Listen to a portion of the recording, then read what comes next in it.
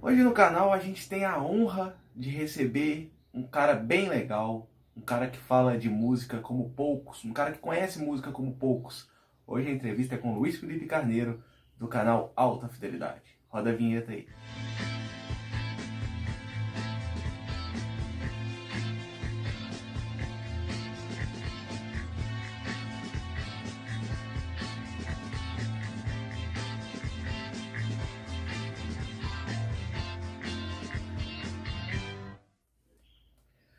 Fala aí, galera dos Beatles, vocês estão bom, né? Seguinte, pra mim, cara, eu tô muito feliz com o fato do Luiz Felipe Carneiro ter aceitado dar entrevista pra gente, assim como o Gilvan Moura aceitou semana passada, agora o Luiz Felipe Carneiro aceita. Nosso canal ainda é um canal pequeno, mas se Deus quiser ele vai crescer. Conto com vocês aí para se inscreverem no canal e deixar um like. E então eu fiz umas perguntas pro Luiz e ele gentilmente respondeu e eu vou passar para vocês. Primeiro, é o seguinte, eu fiz aquela velha pergunta, né? Eu lembro que eu conheci o Alta Fidelidade, o primeiro vídeo que eu vi foi uma batalha entre George Harrison e Paul McCartney. O Luiz Felipe Carneiro e o Biofá estavam defendendo um George Harrison e outro Paul McCartney. Eu achei bem interessante ir lá para cá, eu assisti todos os vídeos que ele lançou. E eu faço essa pergunta para você, Luiz, como que surgiu o canal Alta Fidelidade? Obrigado, Patrick. O prazer é meu. Bom saber que você assiste aí o canal já há algum tempo. Bom, a ideia veio... Tem um amigo meu, diretor, né? Que é o Francisco Rezende, e ele foi das primeiras pessoas no Brasil a ter um canal, era um canal mais voltado para o humor, e ele começou a fazer um canal que ele indicava um filme ou série por dia. E aí a gente estava lá em casa, estava bebendo, batendo papo, e ele, vamos, faz um canal. E eu sempre falava, não, não. Aí teve um dia que eu falei, tá, eu vou fazer. Eu estava para me mudar, a gente ia morar muito perto. Ele falou, pô, eu te ajudo, os primeiros vídeos eu vou aí gravar contigo. E a ideia veio daí, porque ele falou, pô, se eu que não entendo nada, eu estou indicando filme, série, as pessoas estão gostando, você que saca um pouquinho de música, você pode falar, né? Você tem tanto disco, tanta coisa para falar, para mostrar, e também é legal que serve como uma vitrine para você amanhã lançar seus livros, ser chamado para algumas coisas, para alguns trabalhos. Então a ideia nasceu daí. Eu estava com um livro pronto, um livro com quase 1.500 páginas, que era meio que um almanaque barra enciclopédia do rock, e os primeiros roteiros dos vídeos do canal eu tirei exatamente desse livro que nunca existiu. Então era um livro com muito top 5, contava historinhas de discos importantes, tipo Sgt. Pepper's, Dark Side of the Moon. Então falei, bom, já que ninguém quer lançar esse livro, porque realmente era um trambolho, eu vou usando isso no canal, né? Vou aprimorando algumas coisas, o que estava resumido no livro eu aumentava, o que estava muito grande eu diminuía. Então foi assim, um belo dia, eu já tinha me mudado, ele veio para cá, a gente gravou uns 20 vídeos no mesmo dia, depois de fazer alguns treinos, e fomos colocando no ar, né? No início era um vídeo todo dia, de domingo a domingo, acho que ficou 2 anos assim, era muito cansativo, mas eu acho que valeu a pena, né? Algumas pessoas, inclusive você, assistem. Olha só, ô Luiz, você e o Biofá fazem talvez a dupla mais famosa do YouTube e o canal e o quadro, né, mais legal do YouTube, Conversa de Botequim. Me conta aí, cara, como que surgiu o Conversa de Botequim? Bom, em primeiro lugar, obrigado por falar que é o mais famoso. Não sei se é, mas as pessoas gostam. E é muito engraçado, foi mais uma ideia do Francisco, né? Porque quando eu estava para me mudar, eu sempre falava para o Francisco, pô, tem um amigo meu, o Biofá, você tem que conhecer, e sempre falava para o Biofá, pô, você tem que conhecer o Francisco, etc. e tal. E foi muito engraçado, que eu ainda estava arrumando essas estantes aqui atrás, estava naquela fase de mudança, aí do nada o Biofá me manda uma foto dele com o Francisco no aeroporto. Eu falei, ué, como assim? Eles não se conhecem, né? Aí o Biofá estava indo viajar, ele ia passar uma temporada fora, e o Francisco estava deixando a irmã dele no aeroporto, alguma coisa assim, e um olhou para a cara do outro e falou assim, você é o Biofá, você é o Francisco. Então eles se conheceram dessa forma. E depois disso, a gente começou a ficar muito junto aqui em casa, O Francisco conheceu o Biofá e ele achou que sempre quando eu e o Biofá conversávamos sobre música, aquilo daria um quadro, porque, assim, às vezes a gente começava a conversar, vamos falar sobre o Cazuza, aí estava falando sobre os discos, e o Francisco ele viu isso como uma possibilidade de um quadro. E quando ele falou, não tive a mínima dúvida que daria certo. Eu chamei o Biofá ainda ficou um pouquinho assim, tipo, pô, nunca gravei, não sei o quê. Eu falei, não, cara, esquece que tem câmera e vamos bater papo como se a gente estivesse batendo um papo aqui em casa, no sofá, vendo um DVD sem câmera. E assim foi, desde o primeiro papo, é, eu acho que rolou uma química legal. Se você olhar aí os meus primeiros vídeos sozinho, eu estou meio duro, até hoje ainda estou, né? Mas o Biofá ele já estava, parece que ele já tinha até uma intimidade maior com a câmera do que eu, porque o Biofá ele é menos tímido, eu sou mais tímido, tudo. Mas eu acho que no final essa química deu certo. Eu sou um pouco mais nerd, mais estudioso, então eu estudo, faço um roteiro. O Biofá ele não fica estudando, fazendo roteiro, ele vai em cima do que eu escrevo, do bate-papo, né? E eu acho que ficou legal. O Biofá fala mais o que pensa, eu sou mais comedido, então, no final das contas, eu acho que deu uma química legal. Luiz, falando um pouco dos Beatles agora, qual foi o primeiro álbum que você viu que fez você apaixonar pela banda? Cara, eu não estou com esse LP aqui, porque meus LPs estão muito bagunçados, não estão em ordem alfabética, então tá difícil para achar. Mas é um LP chamado 20 Greatest Hits. Esse disco, salvo engano, saiu no início dos anos 80, pelo menos lá fora. Aqui no Brasil, eu me lembro bem dele na época que o Paul McCartney veio pela primeira vez ao Brasil. Então, foi esse disco, que é um disco com 20 músicas, sucesso do início ao fim, sei lá, a primeira acho que era She Loves You e a última The Long and Winding Road. Então, 20 músicas que faziam um serviço completo para quem quer conhecer os Beatles, né? Eu já até conheci os Beatles, porque minha mãe é muito fã e ela tinha 2 LPs, são até LPs americanos, da Capitol, não são os ingleses, que meu pai tinha comprado para ela quando eles namoravam. Meu pai até falava, pô, era caro pra caramba, eu ia na Modern Sounds, o LP estrangeiro. Eu não me lembro qual. Um era o Something New e o outro eu não me lembro o nome. E eu me lembro que tinha a versão daquela I Wanna Hold Your Hand em alemão, que eu achava o máximo, tudo. Então, mas eram discos mais do início da carreira dos Beatles, aquela coisa mais da primeira fase, né?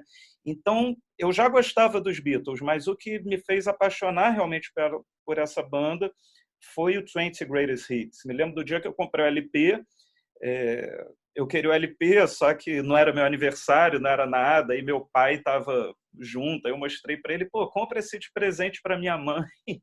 Ele para tua mãe ou para você? Para os dois. Aí ele foi, ele deu, e realmente esse disco rodou muito e foi o pontapé inicial, porque a partir deles você entende a estrutura, né, da obra dos Beatles, do início ao fim. Aí eu comecei a comprar os discos mesmo, inglês, da coleção inglesa, né, e entendendo como aquilo funcionou, né, vendo as viagens deles no Sgt. Pepper's, no Rubber Soul, no Revolver, aquela fase inicial que depois, quando eu comecei a gostar de Beatles, era a que mais gostava, mas depois eu deixei um pouco de lado, né, até chegar ao final no Let It Be. Então, para citar um disco que me fez apaixonar pelos Beatles, é esse, o 20 Greatest Hits. Luiz, quando você conheceu os Beatles, qual foi o primeiro integrante a te chamar a atenção, que fez você gostar mais? Sim, cara, tô perguntando qual que é seu Beatle preferido. Cara, é curioso, porque eu tinha 10 anos de idade, entre 9 e 10 anos, e o Paul McCartney veio ao Brasil, né? Ele fez 2 shows no Maracanã, me lembro que eu chorei, porque eu queria que meus primos mais velhos me levassem, mas eles não me levaram. Me lembro do dia, que foi um dia do aniversário da minha avó, então estavam todos os primos, eles saíram do aniversário para o show e eu fiquei lá a ver navios. E quando o Paul McCartney veio, cara, eu já conhecia aqueles 2 discos da minha mãe, né, do início dos Beatles.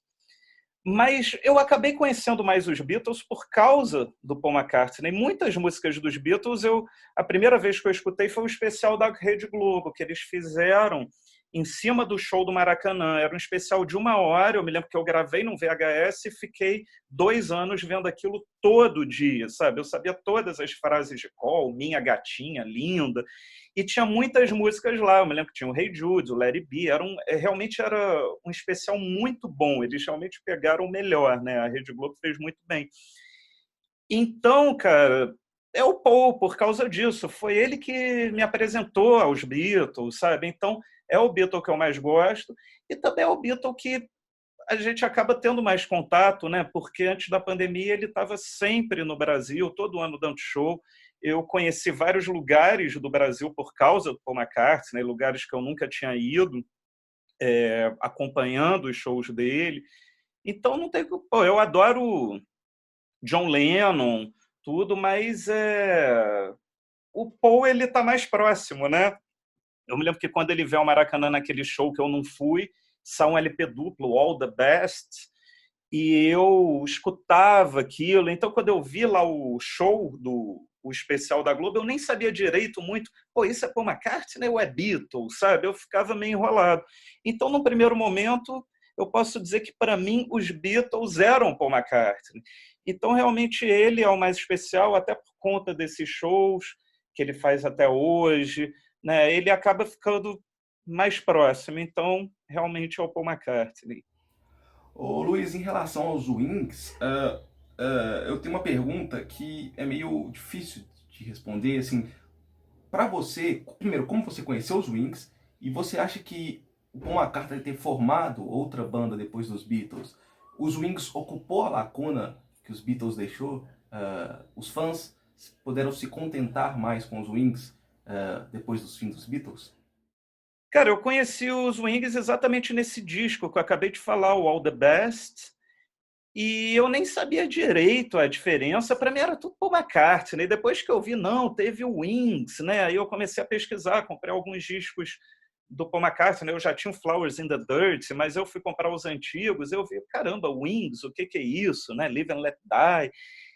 Então eu conheci assim junto no All the Best, foi a primeira vez que eu vi o nome Wings. Depois que eu comecei a conhecer realmente a obra do Paul mais a fundo, aí eu comecei a entender, né, o que era o Paul solo, o que era o Wings, o que era o pós-Wings com outros músicos, né? Então é aquilo, eu acho que se ocupou o lugar dos Beatles no coração dos fãs, eu acho que jamais, né? Beatles é Beatles, mas eu acho que o Wings teve muita coisa boa, né, com o Paul McCartney. Ele, no show, acho que é daquela turnê, né, do Wings Over America, ele começou a cantar várias músicas dos Beatles com os Wings. Então, eu acho que foi ótimo para ele, né? O Paul ele estava meio deprimido quando os Beatles acabaram, lançou lá o McCartney 1, ele sozinho, aquele disco meio alternativo, por assim dizer. Então, pô, alguns dos melhores discos do Paul McCartney são com Wings, mas ele também tem discos maravilhosos, inclusive o último, McCartney 3, que são sem Wings. Então, eu acho que foi algo realmente muito importante para a vida dele, mas aí você comparar com os Beatles, não dá, né? Luiz, agora uma pergunta que eu sempre me faço. Você ainda acha que o Paul McCartney vai fazer shows aqui no Brasil? Ou por causa da pandemia essa chance é bem remota?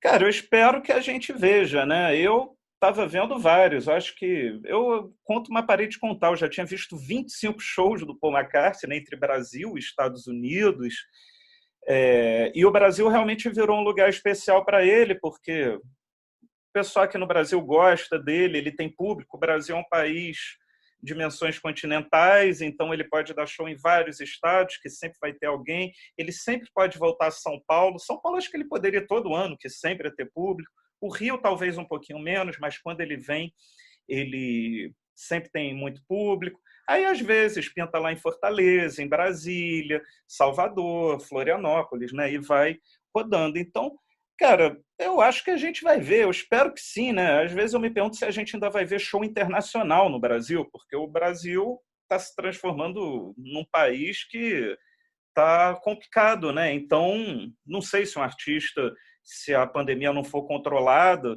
rapidamente se um artista vai querer se arriscar, vir para o Brasil, né? Você vê o Rock in Rio agora foi adiado, tudo. Mas eu acho que ele vai acabar voltando se a saúde dele permitir, né? Ele tem muito fôlego, ele dá shows aí de 2h30, 2h40, sem parar, sem beber água. É, então, se a saúde dele permitir, eu acho que ele ainda vai vir aí todo ano, mas a gente não sabe quanto tempo vai durar isso aqui no Brasil. Ô Luiz, queria te agradecer, cara, pela sua generosidade, né? Seu tempo é muito escasso e você parou 15 minutos, 10 minutinhos para falar com a gente. Nosso canal ainda é pequeno. Muito obrigado. Bom, obrigado, Patrick. Um abraço aí a todo o pessoal do Vintage Music Brasil e agradeço as palavras, a oportunidade de falar aqui. E, bom, discografia dos Beatles, sei lá, talvez última conversa de botequim da história. Eu, Biofá, a gente faz discografia dos Beatles, porque se a gente fizer agora, aí o pessoal, tá, não precisa fazer mais nada, não. Mas isso daí é brincadeira, a gente faz muito conversa de botequim sobre os Beatles, a gente vai ter um em breve, em abril, sobre o fim dos Beatles, falando sobre o Let It Be também. É que discografia a gente vai acabar atropelando muita coisa para fazer rápido, em 2 domingos. Então, eu prefiro, aos pouquinhos, faz aqui ali. A gente já fez sobre Yellow Submarine, sobre o Sgt. Peppers. Não sei se a gente fez sobre o Abbey Road, não me lembro, Yellow Submarine, né, que eu falei. Mas um dia vai rolar. Então é isso. Obrigado aí. Aí, galera. Então essa foi a entrevista do Luiz Felipe Carneiro. Espero que vocês gostem. A gente está lutando para conseguir entrevistas legais, para que vocês curtam e aprendam um pouco mais sobre os Beatles com esses grandes caras do YouTube, esses grandes estudiosos, assim como foi o Gilvan Moura semana passada, essa semana com o Luiz Felipe Carneiro. Enfim, espero que vocês gostem, se inscrevam no canal e até a próxima. Tchau, tudo de bom, valeu!